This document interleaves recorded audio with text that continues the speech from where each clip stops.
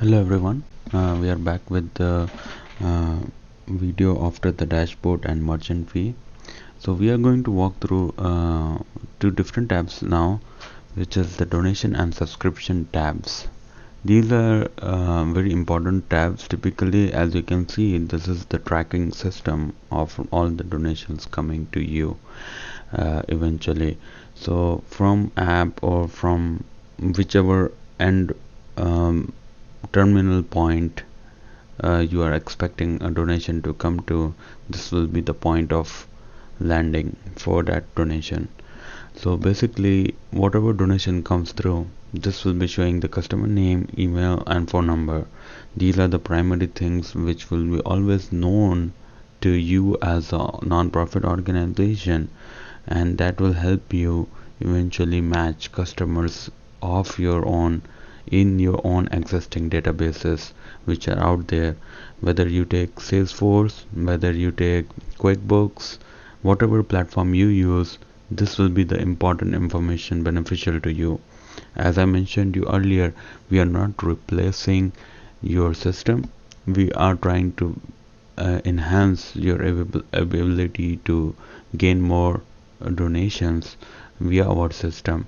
So keeping that in mind, we have pagination in effect over here.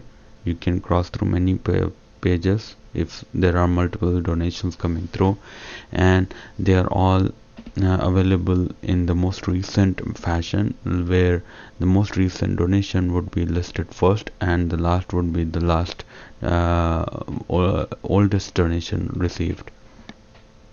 This all data can be exported in an CSV file, where this CSV file will be able to give you information about the donator who is donating the amount of money to you, and this information will be used by you to import these details to your organization's database, which will keep you intact with the information you need to track your campaigns. These detailed informations are always available to you, as you can see, and furthermore, when you click here, the action tab is available. uh, just to make sure, this action tab shows you all the invoices or your ability to download invoice for a particular donation. This can be achieved by you eventually for audit keeping and everything, which will help you determine. So this is the invoice which typically goes to the donator, so this helps you get information. For in cases, sometimes this may occur depending upon who is trying to fill in the information, especially during the cash transactions, which we do make note of as well. This will there some informations will be not there.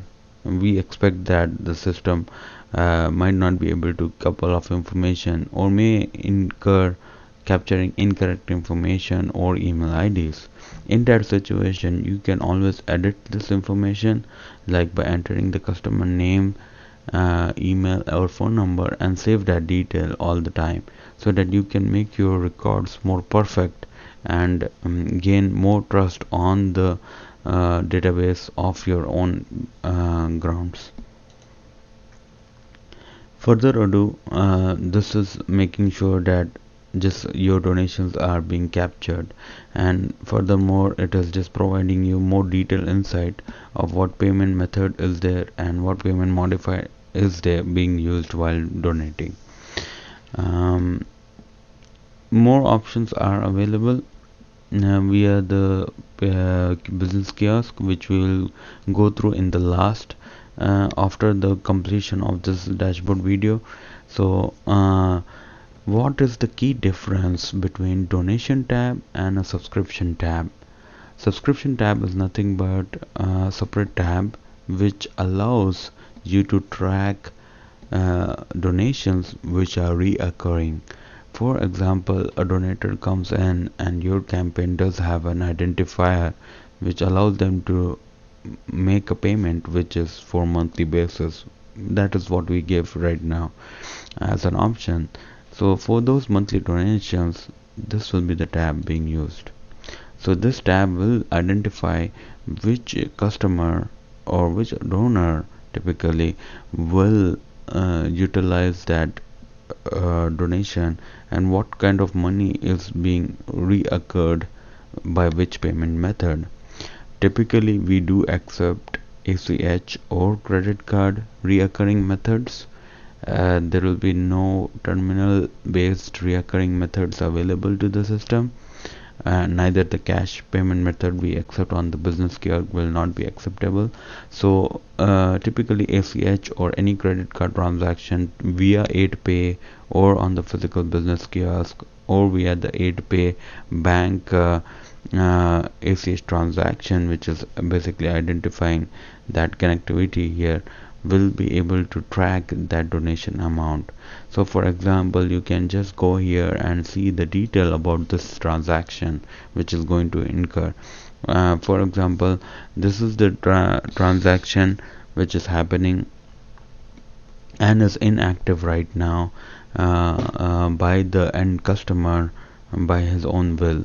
So we can change the date of the transaction, but we cannot make it active or inactive based upon the requirement, because here the customer is in control. Customer has all rights on his own subscription to be maintained. Organizations cannot control these things. They will be able to see it, expect or help them to change date if they would like to change date to first of the month or something else where they are feeling more comfortable.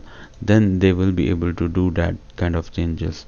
But other than that, there will be no new changes which can be done for the organization. So as you can see, whatever we are being changed, it will reoccur, and since this is a monthly or monthly donations, it will occur in the next date. So we can go back to the donation tab here and see some active donations which are being held, right? So this is going to occur the next month of the third, so that we can see that donation reoccurring all the time as well. So this will help you to track reoccurring subscriptions as well, which in general is basically the key step, where you will see all the donations which are being held are being tracked, and the donation charges will also show to the end customer as a receipt. So all the receipts of the subscriptions will be also available to the end customer, and they will also track their own payment methods. So whenever they do it inactive in their 8pay app, this will show that status as being inactive, and that's the point where you need to go and reach out to this donor, that is there a financial issue they are having, or is there something which they didn't like, or it is in general their will to stop it. So this two tabs are basically the most successful available, and yeah, you can also disable them, but it is per basis on their requirement. So if for example this is already inactive, you cannot do anything else other than just watching it. But without that, you don't have much more options available, basically, so that you can not do much more information. So the details are out there available all the time, and you have to just look around and get more information about your client inside. Thank you very much for watching this video. I really appreciate, since this is our demo portal, we do appreciate to walk around this. We can give you access to this, and we'll be happy and glad to answer any queries to you. Please do like and subscribe my videos, where we are getting this tutorial uploaded for your for to help you get understanding with our system more efficiently. Thank you very much, and looking forward to see you guys to join the next video sessions, which are going to be very important, where we talk about programs, events and services.